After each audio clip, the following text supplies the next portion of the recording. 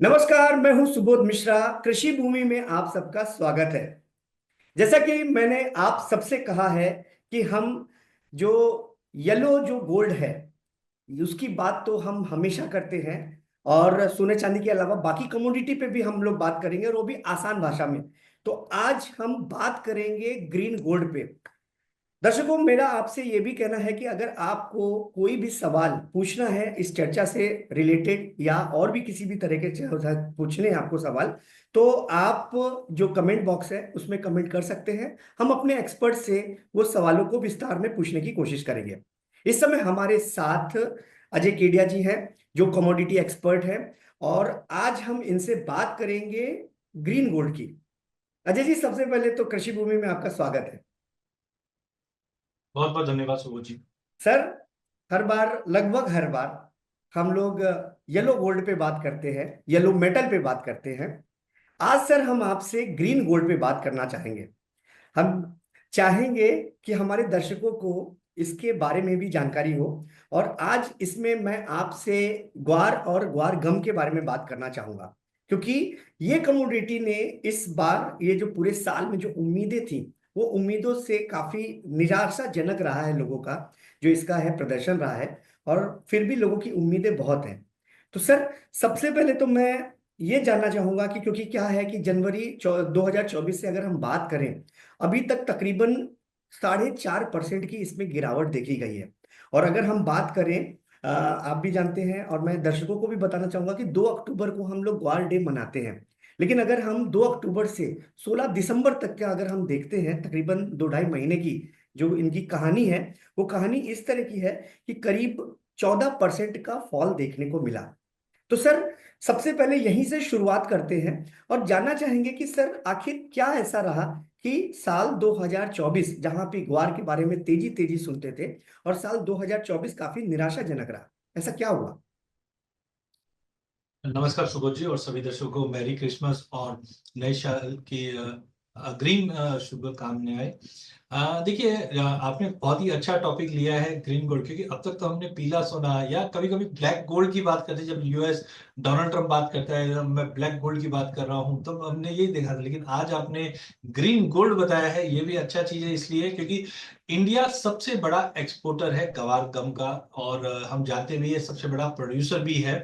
लेकिन पिछले कुछ सालों में हमने देखा, 2013 आई मीन, मुझे अच्छे से ध्यान है, जब गवार गम 1 लाख रुपए का भाव छू गया था, जिस ढंग से यूएस के अंदर सेल गैस का प्रोडक्शन का, जो हम बोल सकते हैं एक तरह से हम बोल सकते हैं कि प्रोडक्शन स्टार्ट हुआ था, तो कंजम्पशन गवार गम के लिए बहुत ज्यादा था, जिसकी वजह से एक बड़ी तेजी बनी थी। और आज भी फार्मर हो, व्यापारी हो, स्टॉकिस्ट हो, ट्रेडर हो, सब यही देख रहे हैं कि गवार में वापस वो दिन कब लौटेंगे, कब सोना हरा होगा। और फ्रैंकली पिछला पीरियड जो रहा है वो काफी निराशाजनक रहा है। इनफैक्ट लास्ट 1 साल में तो हम देख रहे हैं 3-3.5% की गिरावट रही है। प्राइजेस ऑलमोस्ट 5,000 से 6,000 के दायरे में ही ट्रेड करता हुआ दिखाई दिया है। तो मुझे लगता है कि ग्रीन गोल्ड 2025 में उम्मीद तो काफी ज्यादा है, लेकिन एक चीज ये देखा है 2024 के अंदर कि पैसे का जो फ्लो आना चाहिए था एग्री मार्केट में, वो बिल्कुल ना के बराबर था। तो कुल मिलाकर हमने देखा कि स्टॉकी माल लेके रखे हुए बाहर निकल नहीं पा रहे हैं। फार्मर जिद पकड़ के बैठे हुए हैं कि गवार ही उगाएंगे, तो गवार का इस बार का भी एरिया थोड़ा सा इंप्रूव हुआ था। लेकिन कुल मिला के जो डिमांड को लेके जो कंसर्न थे, ये सब कारण की वजह से एक पूरा साल भर अगर हम देखें तो मार्केट निरा, मेरी उम्मीद थी कि प्राइस में अच्छी तेजी बनेगी, जो 6100 से 6500 तक का भी लेवल दिखा दे। बट फ्रैंकली मार्केट बिल्कुल ही दायरे में रहा। तो 2024 तो बिल्कुल ही ना के बराबर रहा। इनफैक्ट अक्टूबर से लेके अभी तक भी 14% का फॉल इसी कारण था, क्योंकि इस बार सप्लाई ठीक ठाक थी डिमांड के मुकाबले। तो अनलेस अनटिल 2025 में डिमांड, अदर फैक्टर्स इंप्रूव नहीं होंगे, प्राइजेस एक दायरे में बना हुआ। लेकिन इको में अगर पैसा आएगा, एग्री मार्केट के अंदर पैसा आएगा, तो सबसे पसंदीदा अगर हम कमोडिटी की बात करें तो मुझे लगता है गवार रहनी चाहिए। सर, ये तो आपने बताया 2024 का, क्योंकि काफी निराशाजनक रहा। लेकिन क्या इसकी वजह से, क्या हमारे फार्मर्स क्या मूव हुए दूसरी तरफ से, और ग्वार को कहीं ना कहीं जो अगर हम बात करें, प्रोडक्शन की बात करें, या अगले साल का होप है, क्योंकि खासतौर से अगर हम निवेशकों की बात करें, तो क्या लगता है कि क्या ऐसे कुछ कारण हो सकते हैं कि साल 2025 के लिए निवेशक देखें, और उन चीजों को ध्यान में रखते हुए आगे वो अपना ग्वार पे अपना फोकस करे। देखिए, सबसे पहले जैसे हमने प्राइस प्रेडिक्शन की बात की, तो गवार में मुझे लगता है कि सबसे निराशाजनक कमोडिटी रही है पिछले 2 साल में। इस बार का जो प्रोडक्शन का डेटा देखिए, जैसे मैं गुजरात का देख रहा हूँ, तो वहां पे मुझे दिख रहा है कि गवार का जो प्रोडक्शन है वो कहीं ना कहीं थोड़ा बहुत इंप्रूवमेंट हुआ है। राजस्थान में भी इंप्रूवमेंट हुआ है, जिसके चलते इस बार 75 से 80 लाख बोरी के आसपास का प्रोडक्शन बताया जा रहा है। प्राइजेस की, अराइवल्स की अगर बात करें, तो 2024 के अंदर ही अराइवल ठीक ठाक ही थे, बट सितंबर, अक्टूबर, नवंबर 3 महीने में हमने काफी अच्छा एक बाउंस आते हुए देखा है।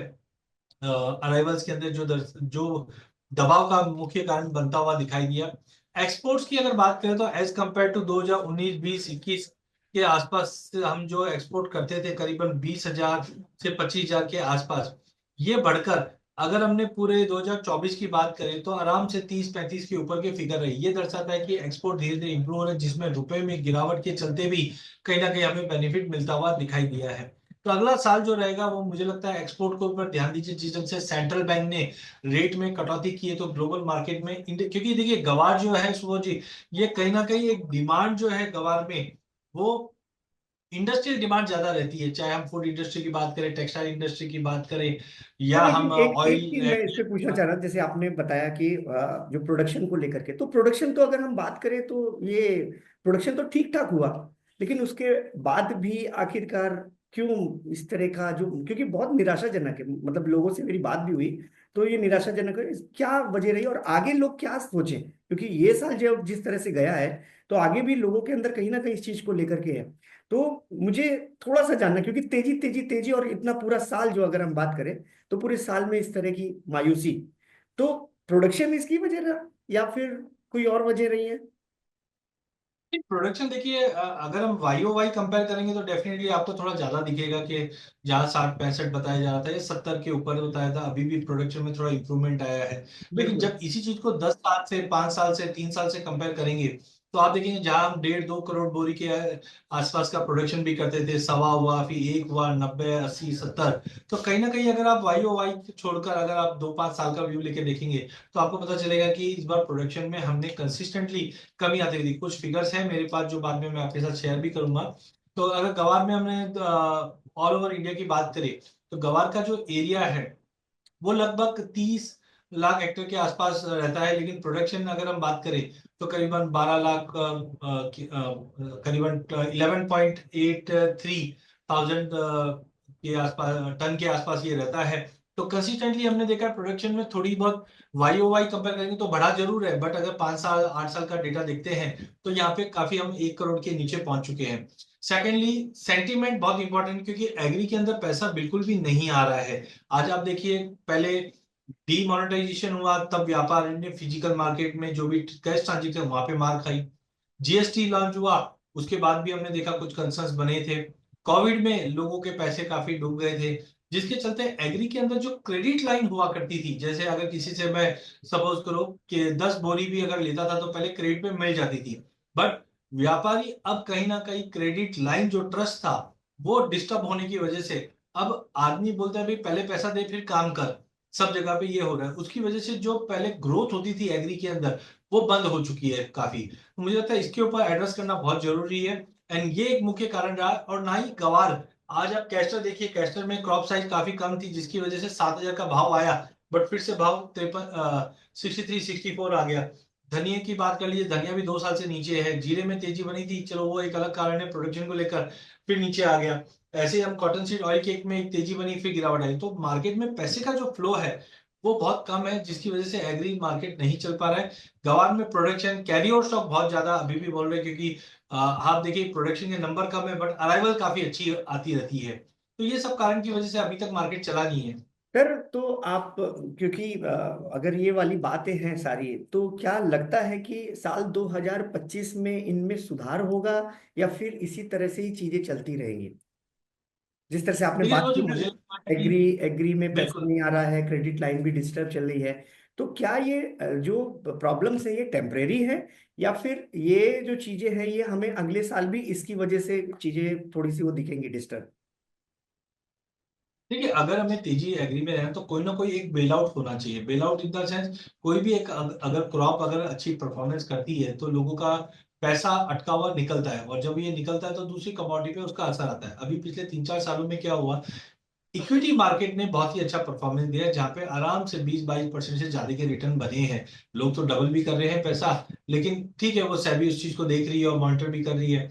लेकिन एग्री से ज्यादा पैसा इक्विटी में आने की वजह से लोगों का जो डाइवर्शन है वो हमने इक्विटी में आते हुए देखा। तो अगले साल में जैसे बताया जा रहा है, अभी ये दिख भी रहा है कि एग्री मार्केट में थोड़ा अगर करेक्शन आता है तो उसका बेनिफिट हम एग्री मार्केट को देखेंगे, बिकॉज एग्री की काफी कमोडिटीज है जो मल्टी ईयर लो पे चल रही है।